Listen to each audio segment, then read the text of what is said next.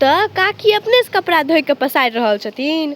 कुछ भेलै हन? पुतौआ नहीं कुछ कर दै छै, धोइ के पसारि दै छै। पूछ लै छियै एक बार। ये काकी, काकी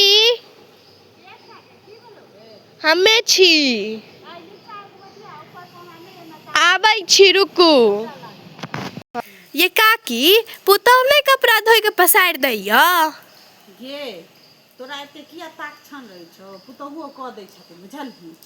आशिंग मशीन में कपड़ा खींचे। आशिंग मशीन नहीं होय छै, वॉशिंग मशीन होय छै। जे होय छै ओइ में उ कपड़ा खींचे छथिन त मशीन में कपड़ा में खराब साड़ी भ जाय छै बुझलही। हाँ। से हम अपन हाथे से खींच लै छी। ओ हमरा लागले कि अहाँ पुतौह अहाँ काम नहीं कर दैया। हमर पुतौह सब काज हमरा क दैया बुझलही कि नहीं। आ जा हाथ पारिया त हम अपन कपड़ा अपने खींच लै छी त की भ गेलै गे?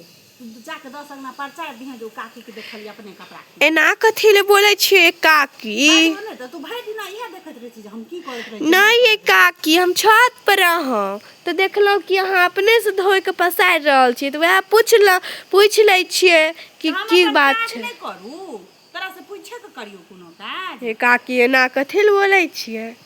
जखन कोनो काज करे लै छी त तू ना के टोकि दै छै हमरा। अच्छा ठीक छै, जाइ छी। जो